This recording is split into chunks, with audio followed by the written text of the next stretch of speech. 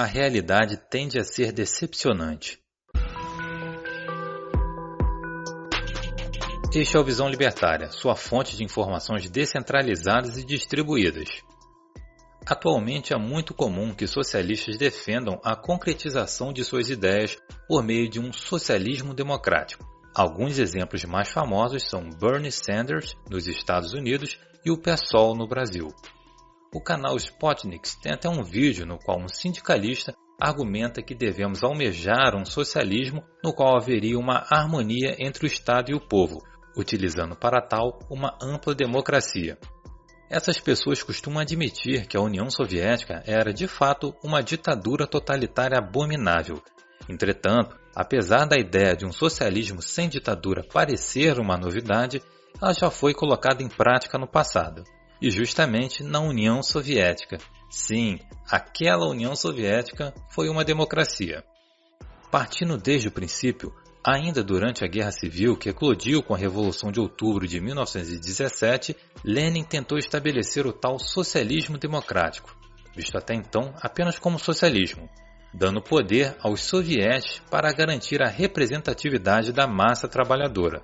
Lembrando que soviet, em russo, significa conselho. Porém, em 1918, a maioria dos sovietes não tinham bolcheviques como líderes. Aqui cabe lembrar que o Partido Operário Social-Democrata Russo era dividido em duas facções principais, os bolcheviques e os mencheviques. Os mencheviques defendiam uma transição gradual para o socialismo, enquanto os bolcheviques defendiam uma revolução para chegar ao mesmo objetivo. Como a maioria dos líderes eleitos nos sovietes não eram bolcheviques, a revolução estava sob ameaça. Por isso, Lenin fechou todos os sovietes municipais sob o controle do Exército Vermelho, a facção sob seu controle durante a Guerra Civil. Após essa contextualização, vamos à parte democrática daquela nação que ali nascia. Conforme o Exército Vermelho ia garantindo seu território e sua vitória na Guerra Civil, Lenin estabeleceu um regime no qual o voto era secreto, indireto e distrital, herdando o mecanismo dos sovietes então estabelecidos. Dessa forma, existiam sovietes em aldeias e vilas que elegiam representantes para os sovietes municipais. Esses sovietes locais elegiam os representantes para os sovietes regionais, que elegiam representantes para os provinciais, que então elegiam para os sovietes da República Constituinte e que, por fim, eram responsáveis pela eleição dos representantes para o Soviete Supremo, o mais alto na escala hierárquica. Qualquer um poderia subir ao poder, e se um soviete achasse que seu representante não estava fazendo bom trabalho, poderia simplesmente impeachá-lo e eleger outra pessoa em seu lugar. Em teoria, os sovietes tinham autonomia sobre as suas jurisdições. Eles podiam utilizar recursos do governo como bem entendessem e até se autogovernar. A única exigência era que não entrassem em conflito com os interesses da nação. O problema é que nem sempre o Soviete Supremo se reunia, e nesse caso, quem ficava no comando era o secretário-geral do partido. Aí já viu, né? Por um acaso, os interesses da nação passaram a ser as vontades do secretário-geral. Mas apesar disso, havia uma democracia, certo? Mais ou menos.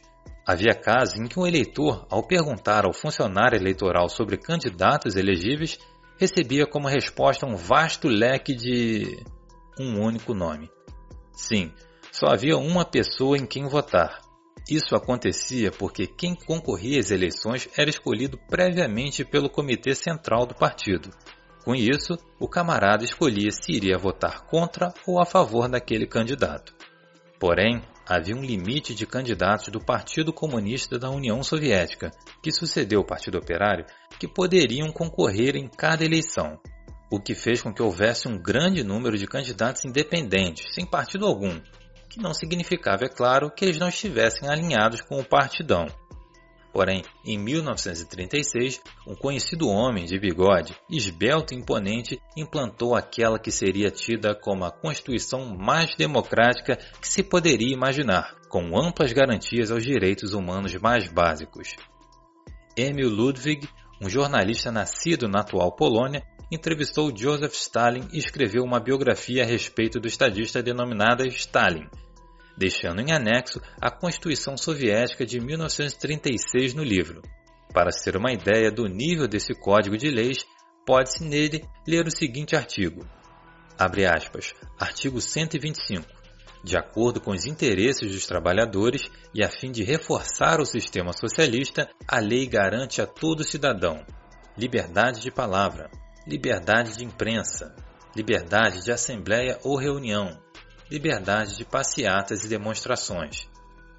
Essas liberdades são asseguradas por meio das facilidades que se lhes concede, pondo à disposição dos trabalhadores e de suas organizações tipografias, materiais de impressão, edifícios públicos, ruas, meios de condução e etc.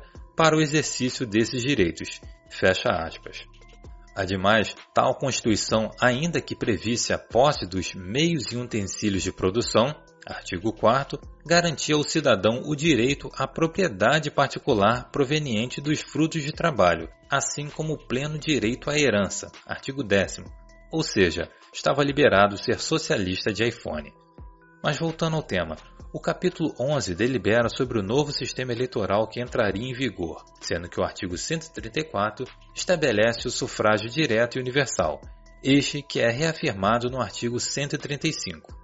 O artigo 141 diz que os candidatos são nomeados pelas organizações proletárias, sindicatos, cooperativas, organizações estudantis e etc., e o artigo 142 estabelece que qualquer candidato poderia ser destituído de seu cargo de acordo com a decisão da maioria de seus eleitores.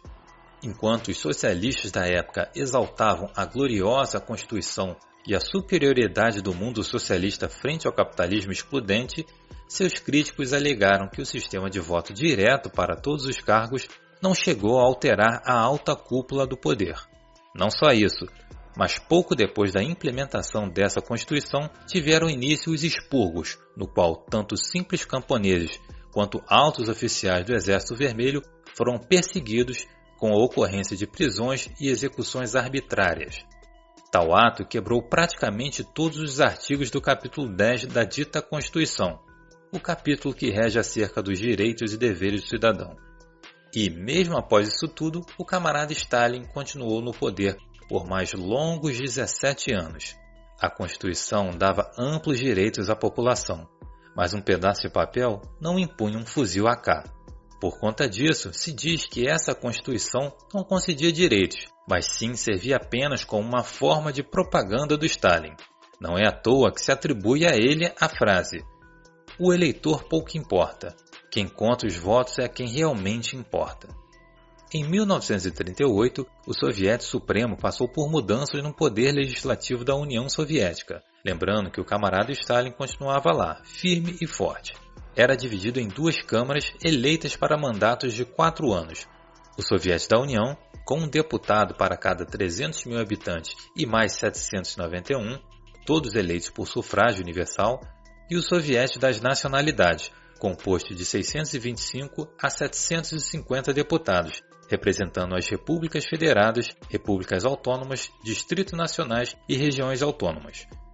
O Soviético Supremo era eleito por eleições diretas e com sufrágio universal, como determinava a Constituição, mas seus candidatos eram apenas aqueles que já estavam bem consolidados no meio. Aqui cabe mencionar também o Poder Judiciário, composto pelo Tribunal do Povo e pelo Supremo Tribunal.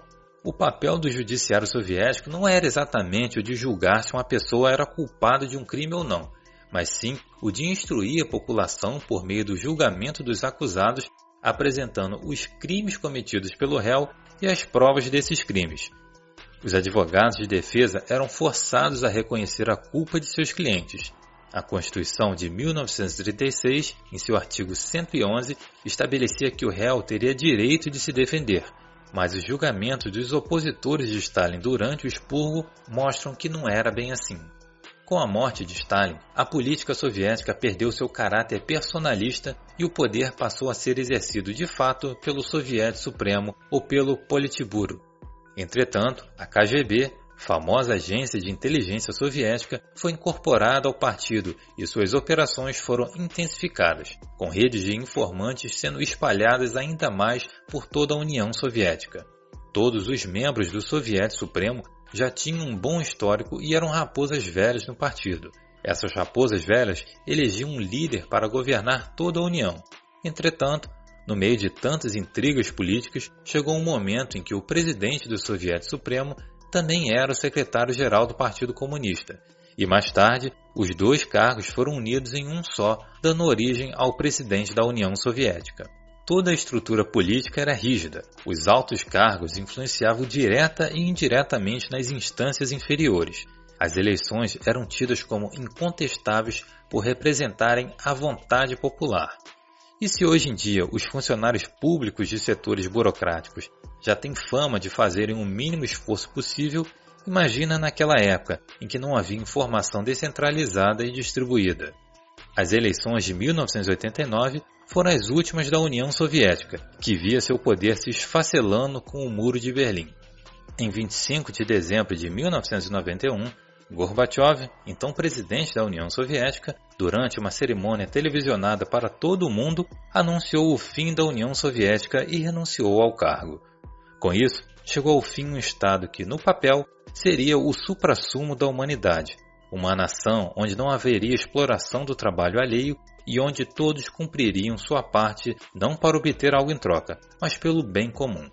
Mas era um Estado que, na prática, era marcado pelo totalitarismo, pela opressão, pelo genocídio, pela lavagem cerebral e doutrinação, intriga e perseguição. Diversos outros estados pelo mundo tentaram manter o legado soviético. Vietnã, por exemplo, mantém um sistema político similar. Cuba também foi inspirada pela Constituição Soviética de 1936, que vigorava na época da Revolução Cubana. Todos esses regimes adotam características democráticas e fazem as pessoas acreditarem que democracia e respaldo popular são incontestáveis, que se a maioria da população votou, então tem-se legitimidade para realizar qualquer ato, por mais vil que seja. Faz-se a população acreditar que a participação no poder é algo bom e legítimo, impedindo as pessoas de perceber que o que é ilegítimo de verdade é justamente o poder estatal, aquele que lhes tolhe o livre-arbítrio, e não um governo sem aprovação popular. Mesmo porque a aprovação popular pode ser manipulada, seja através de fraudes eleitorais, vide a frase de Stalin, seja pela manipulação psicológica das pessoas. Um Estado continua sendo ilegítimo por justamente alienar o ser humano de sua liberdade, seu direito humano mais básico. Por mais que os integrantes do Estado sejam representantes do povo, desde o grande latifundiário da soja até o mais popular sindicalista, e que eles digam que vão te respeitar, escrevendo uma Constituição maravilhosa e fazendo um juramento alegando que vão cumpri-la, no final são eles que detêm o poder. São eles que controlam a moeda e as armas. E você, mero indivíduo, deve obedecê-los. Do contrário, você sabe o que o aguarda. Obrigado por sua audiência. Esse artigo foi sugerido e escrito por Martin Blanc, revisado por Paulo Almeida e narrado por Luísa Edilé. Se você gostou desse vídeo, clique no ícone de curtir abaixo e compartilhe o vídeo em sua rede social. Se você deseja ser notificado de outros vídeos, se inscreva e depois clique no ícone da campainha. Até a próxima!